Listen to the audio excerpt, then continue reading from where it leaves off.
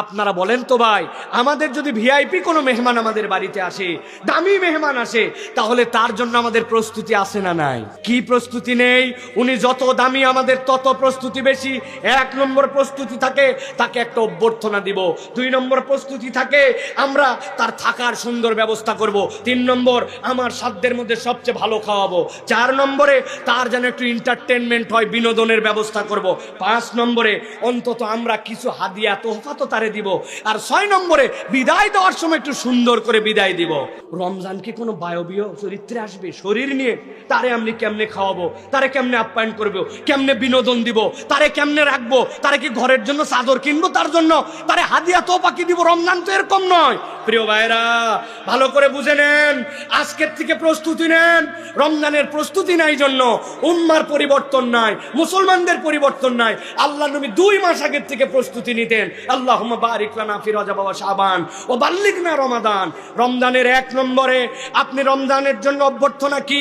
তার আগমনের ক্ষেত্রে আপনার আকুতি লাগবে। আমি যদি জিজ্ঞাসা করি আজকে শাবানের কয় তারিখ, বলতে পারে না।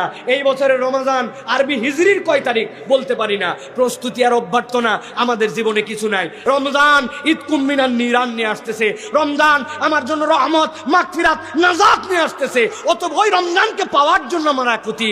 আল্লাহ তুমি আমাকে রমজানে পৌঁছায় দাও, সুস্থ করে যেন আমি রোজা রাখতে পারি। এই জন্য নবীজি রজবে রোজা রাখতেন, শাবানে রোজা রাখতেন, সোম বৃহস্পতি রোজা রাখতেন, আইয়ামে বীজের রোজা রাখতেন। আল্লাহ নবী দোয়া করতেন, আল্লাহ নবী বলতেন রমজানের প্রস্তুতি কি জানো?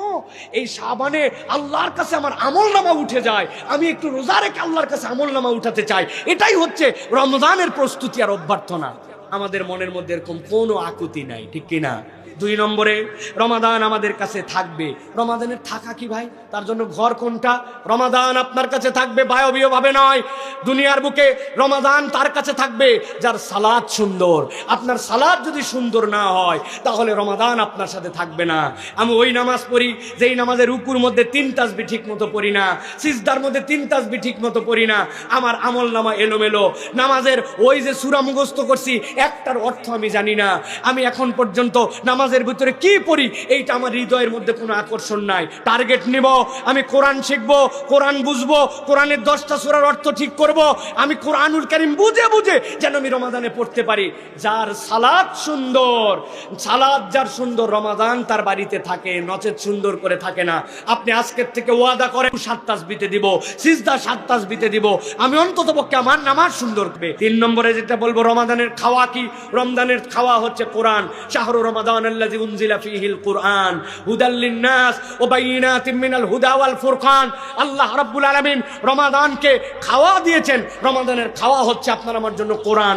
যে কোরআন পড়তে পারে না, কোরআন শুদ্ধ তেলাওয়াত করতে পারে না, 60 বছর বয়স হয়ে গেছে, আয় রে আফসোস। মুরব্বী এখন পর্যন্ত কোরআন মনে রাখতে পারে নাই।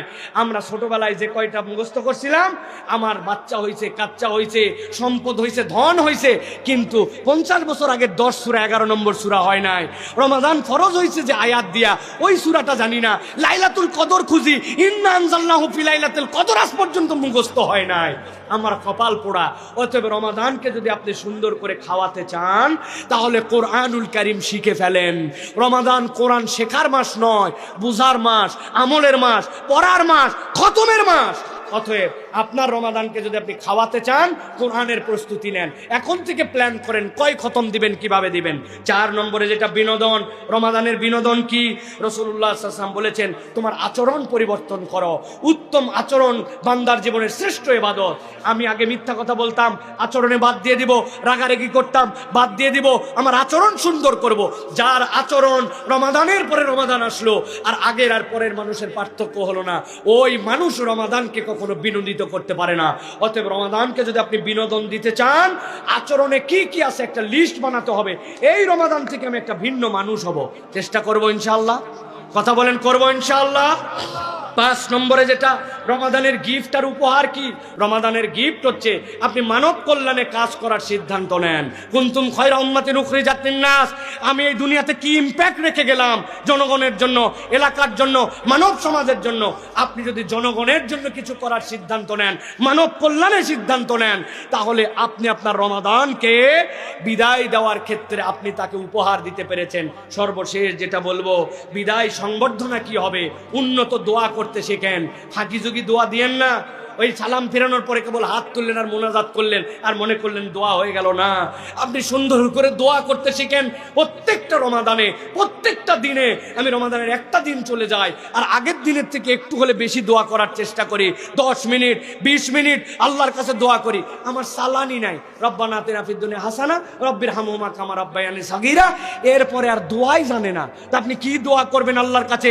বাংলায় করবেন, নিজের জন্য করবেন, সন্তানের জন্য করবেন, উম্মার জন্য করবেন, পরিবারের জন্য করবেন, এলাকার জন্য করবেন, সিএনজি আলার জন্য করবেন, বাস আলার জন্য করবেন, হোটেল শ্রমিকদের জন্য করবেন, রাস্তার শ্রমিকদের জন্য করবেন, ওই যারা প্রস্টিটিউশন করে নিজেদের চরিত্র বিক্রি করে খায় তাদের জন্য দোয়া করবেন, বিশ্ব মোড়লদের জন্য দোয়া করবেন, প্রযুক্তিবিদদের জন্য দোয়া করবেন, রাজনৈতিক লিডারদের জন্য দোয়া করবেন। টার্গেট করতে হবে রমাদানের দোয়া আপনার রমাদানের জন্য বিদায়ী সংবর্ধনা, অথবা আপনাকে দোয়া শিখতে হবে।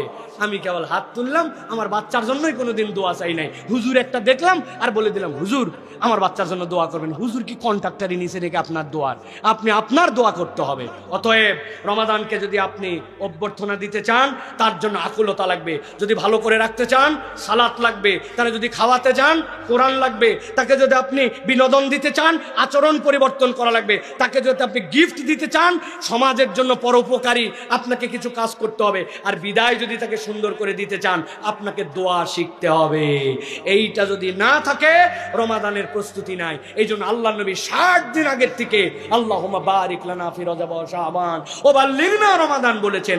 আমরা আমাদের রমজানকে প্রস্তুতির জন্য এই পদক্ষেপগুলো নিতে পারবো ইনশাআল্লাহ।